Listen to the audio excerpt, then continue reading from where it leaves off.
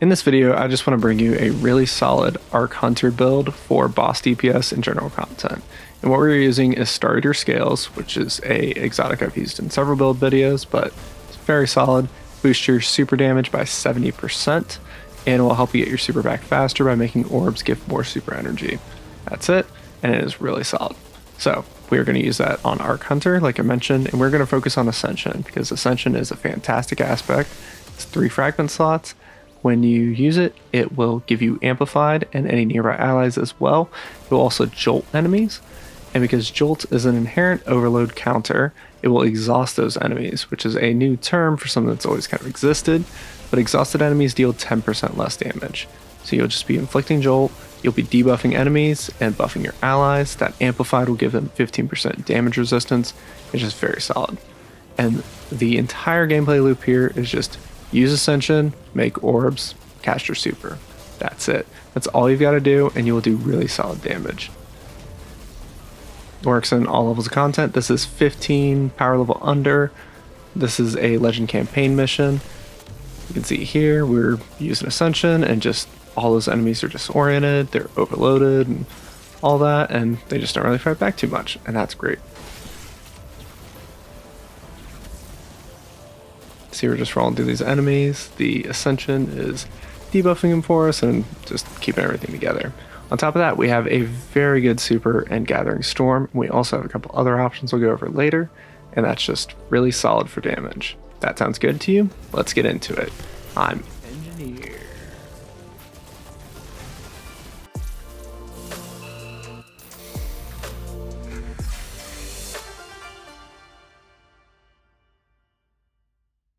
Just for a general build review, our goal is to get our super faster, make it hit harder, while supporting the team with Amplified. The main use for this is boss encounters, but it will work in general play because supers are always good and more damage is always good. I've tested this up to 15 power level under, that's Legend Campaign. I believe it'll go further. You're just gonna have to be careful and coordinate with your teammate. GMs are very manageable these days with a coordinated team and just managing your subclass buffs. So, pros. This is one of the hardest hitting instant supers for hunters, constant amplified for your team, constant jolt and exhaust for enemies, very fast reloads. On the con side, like most arc builds, it has little healing built in. Orb generation is medium. There are a couple ways to do more, but it just doesn't feel great with this build. And then lastly, if you die, you will lose all your Feast of Light stacks and you will lose all your buff to your super damage. So between when you get your super and when you cast it, do not die.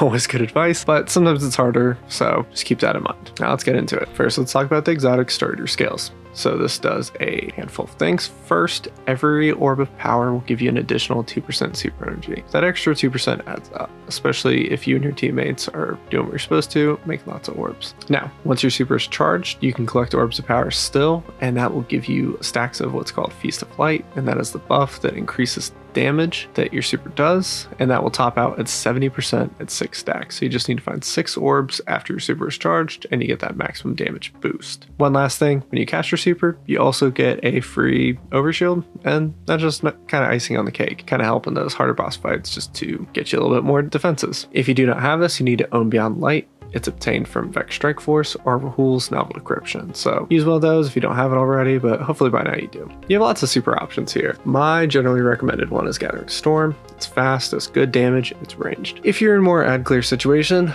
Arc Staff is very good. It's a roaming super, so it gets the regen buff, so you'll get it even faster. Does good damage, does a lot of blind. You can blind on the slam attack or the light heavy attack, which is also optimal damage, but I will also say Raid Influx is a better exotic for Arc Staff. So if you really want to focus on it, do that, but sometimes if you're in a raid, it's nice for one encounter just to switch off and just use that for something that's more ad clear. So that's an option. Lastly, we have Storm's Edge. This has a pretty good blend of damage and ad clear. It will do pretty good damage, but it takes a while because you have to cast it 3 times, so it's not the best for pure damage per second. It does have the slowest cooldown in the game thanks to PvP, which is super unfortunate. You generally won't see it as much, especially with an exotic like Starter Scales, because that's going to give you so much direct super regen that you don't really rely on the cooldown. And then lastly, I would say this is on Prismatic, so if you really want to run it, you might want to run it on Prismatic instead. But overall, you have great options here, and if you don't know what to run, Gathering Storm's fantastic. On our aspects and abilities, our first aspect is Ascension. This comes with 3 fragment slots. As of this episode, it now works with Gambler's Dodge or any of the dodges. And as I mentioned earlier, this ability will jolt in a radius around it, and Jolt is intrinsic overload, so it's going to exhaust enemies. That will cut their damage output by 10% for 5 seconds, and that's very, very helpful.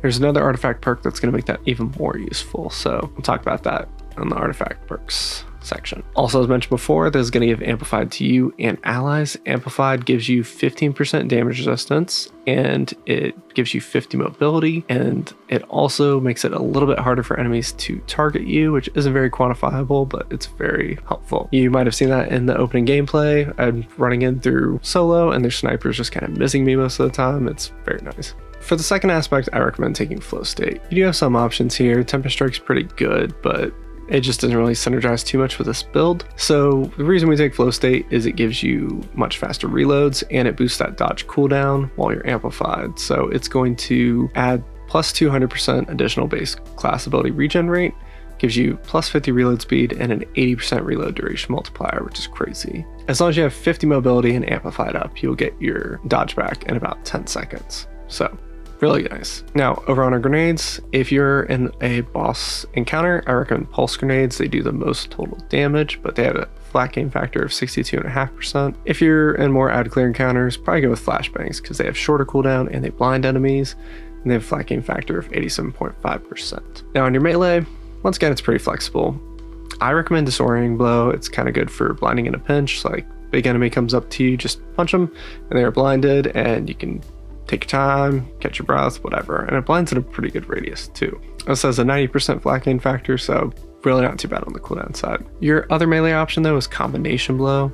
It's definitely an option, but it's something you really want to build into more. And really the build loop for it goes much better with pure Gambler's Dodge instead of Ascension, so it just doesn't really fit here if we're trying to support the team. I will say if you run Combination Blow with triple heavy-handed, so you can make an orb every 1 second on melee kill, you can make a lot of orbs. But I generally find Combination Blow is working better on Prismatic these days than on Arc Hunter. Lastly, we absolutely want Gambler's Dodge. You get a free melee back every time you use Ascension near enemies, which you do pretty frequently, and that's just great. Moving over to our fragments, because we're taking Ascension, we have 5 fragment slots here. So I absolutely recommend Spark of Resistance because it gives you 25% damage resistance when you are nearby 3 enemies. Spark of Amplitude will let us make an orb on arc multi-kills while amplified. Spark of Amplitude will let us make orbs on multi-kills while amplified, and any extra source of orbs is just extremely valuable with Star Eater scales. Spark of Shock is really good for extra jolt on bosses, but some bosses who play a little bit closer to you, you can just use Ascension on to jolt them, so you may not need this. Then we're going to take some fragments to work on ionic traces and bolt charge. So first is discharge. So when you get arc weapon kills, you'll progress a counter, and when you get to 100%, you make an ionic trace. And this will also make all ionic traces give you a stack of bolt charge. And then we take Spark of Frequency, which has some reload based buffs when you get a melee hit, but we are generally covering those with Flow State. But the main part here is while you're amplified, anytime you get bolt charge, you get 1 extra bolt charge stack. So ionic traces are 2, and all your other sources will probably generally be 2 as well. If you want some alternatives, you can take Spark of Magnitude to make those pulse grenades last a little bit longer and do even more damage. And then if you're using a special weapon, which I don't necessarily recommend in this build, then you can end up blinding on every kill with that, with Spark of Beacons, which is really solid, but we have some other ways to get that in this build based on artifact perks. Moving over mods and armor stats, we obviously want to build for orbs and super because that's how we get that super back quickly. So we are going to use Ashes to Assets and heavy-handed. We're going to use a harmonic siphon because we're on arc and we want to use arc weapons. We're going to have both heavy-handed and firepower on the gauntlets to make more orbs, and then that's pretty much it for orbs. In a perfect world, Reaper would work with Ascension, but right now Ascension does not proc any class ability based mods, and that's very annoying. Beyond that, because we're largely focusing on boss damage phases, we want to build for weapon damage. So we're going to run 2 arc surges, and then we use recuperation to get a little bit of healing in there. On the stat side, max out resilience, max out discipline. You want to get mobility to 50 because Amplified adds another 50, and that gives you maxed out class ability regen. Beyond that, just get as much recovery as you can fit after those, and then just leave intellect and strength at 30. Now, artifact perks. These are pretty cool. We generally want to take all the arc ones. First up is dielectric. So anytime you kill an arc debuffed enemy, you get free bolt charge. But when you boost this and you get arc debuffed enemy multi-kills, you will generate an orb of power and you will restore some health. And both of those are really great. Also in column 3, you have disruptor spike, which makes sever more effective, but it also makes exhaustion more effective. So instead of decreasing enemy damage by 10%, it'll decrease it by 12.5%. And with how much we're jolting, that is going to happen all the time. Now, at the very bottom of column 3, we have another perk called Photonic Flare. And whenever you kill an exhausted or severed enemy with arc damage, it triggers a blinding blast. We exhaust enemies constantly with this build with the Jolt from Ascension, so that exhaustion happens a lot. And because we're using arc damage like Ascension, we are going to constantly be blinding enemies. You may have noticed in that gameplay, a lot of enemies just stumbling around. This is why. And this is why we don't need Spark of Beacons, which kind of helps out on our weapon selection. Moving over to column 4, we have Flashover. So anytime you get full Bolt Charge, you get free Amplified. We don't necessarily need that, but the biggest part here is that Bolt Charge Discharge deals 150% increased damage, and that's really helpful. In column 5, the first perk we want to focus on is Defibrillating Blast, because that will give you free Bolt Charge when you stun a champion, but it will also make bolt discharges jolt enemies, which is really helpful and does that whole exhaustion thing again. And in addition, it will also heal you every time you have a bolt discharge, so that's really great. For your other perk in column 5, because you can only have 2, Particle Reconstruction is very good. It's going to boost linear fusion rifle damage, and that is really good in boss encounters. But we have a new artifact perk coming next Tuesday with Act 2 called Limit Break. And when you cast your super at critical health, or while you have any element matching buff, like Amplified, which we have constantly, you will deal increased super damage. So there's just free extra super damage for something you are always doing in your build. So I absolutely recommend this. It's going to juice the damage of this build even further than what I have here. Moving over to weapon. Our goal here is to make orbs with an arc weapon. Arc synergizes with our subclass, and we want to make as many orbs as possible to feed Star Eater scales. Ideally, we want an arc weapon with attrition orbs. The absolute best option is the auto rifle from Vesper's Host, VS Pyroelectric Propellant. You can get this with attrition orbs and jolting feedback, which is just very, very, very good because you'll be making orbs as you shoot, and then you'll also be jolting enemies. And we have a lot of jolt, but it's good to have some ranged options for that. Now, one other option that isn't arc is the Banshee Multimac. So this is one of the compensation rolls that Banshee gives out for the weapon perk combo issues that happened a little while ago. And this has attrition orbs and kinetic tremors. Really solid. It's a pretty good SMG. So that's one of the best ways to get orbs. It's one of the best attrition orbs weapons in the game currently. If you do want to stick with arc though, we have Noxious Vetiver, which is a seasonal weapon from episode Revenant, and that can also roll attrition orbs and jolting feedback. And lastly, we have Anonymous Autumn, which is a crucible drop from last episode, and that can roll with attrition orbs and Volt Shot. It's pretty solid. Beyond this, if you have a really solid arc primary weapon, if you have a really solid exotic arc primary, those will work just fine. Beyond this episode 2, you might want to consider a special weapon to use Spark of Beacons, because we won't have this free blinding forever, but while it's going on, definitely enjoy it. Now for your heavy weapons, linear fusion rifles are pretty strong, and because of that particle reconstruction artifact perk, they're even stronger right now. You don't necessarily need to have that artifact perk on as well. You just need someone in your team to have it that's using a linear fusion rifle, so keep that in mind. On the vein of linear fusion rifles though, Queensbreaker is very, very good. It's got a new catalyst, it's very buffed up, and then we also have Thunderlord. If you don't want to use your exotic slot on your heavy, you can run a legendary machine gun like Watchful Eye or whatever works for you. And rocket launchers are also still very good. And remember, we have very quick reload buffs thanks to Amplified and Flow State. So very good for DPS phases because of that. Well, I do a slightly different thing today for the longer gameplay section. This is actually a playthrough of Sundered Doctrine that I did this week to test out the build. Using this build entirely just to make sure that it works well and see what the damage looks like.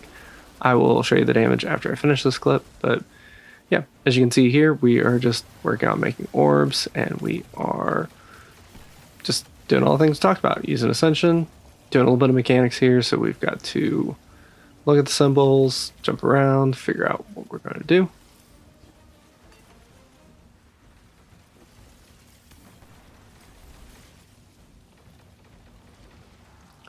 One thing to note in this clip too, I was teaching somebody this dungeon for the first time here. Went pretty smoothly. They did a great job. So that was nice. But you might see just a little bit of standing around. That's mostly me just explaining those kind of things. You can see Disorienting Blow, really nice for that little orange bar knight. He kind of runs up on us and I just Disorienting Blow him, and then he is just kind of standing there while we finish him off. I find Ascension's really great in these mechanic heavy encounters where you just want to keep the enemies off of you. Just they kind of get close, use Ascension, and they get wiped out. It's great for clearing red bars and trash enemies.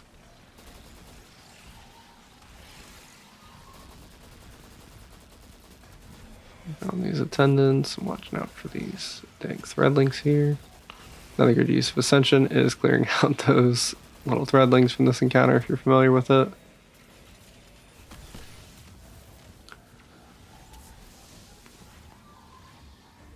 We have pretty solid bolt charge generation in this, despite not really focusing on it too much outside of the artifact perks, so that's helpful. We're just a couple symbols off here, but teammate over in the left room is going to finish those off.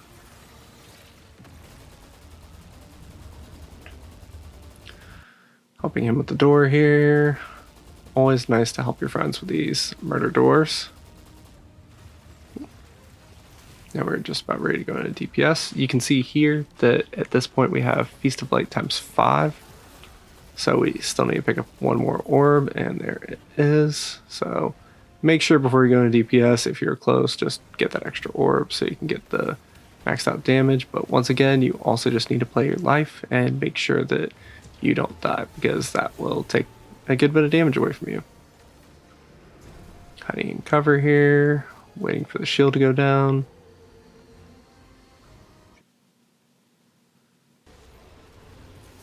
Then we will start shooting at the boss. I am just using Thunderlord here for damage. It's really solid, really basic. I'm also not the best. You will see me miss a fair bit of crits here because there's just a lot going on and this boss moves around a whole bunch.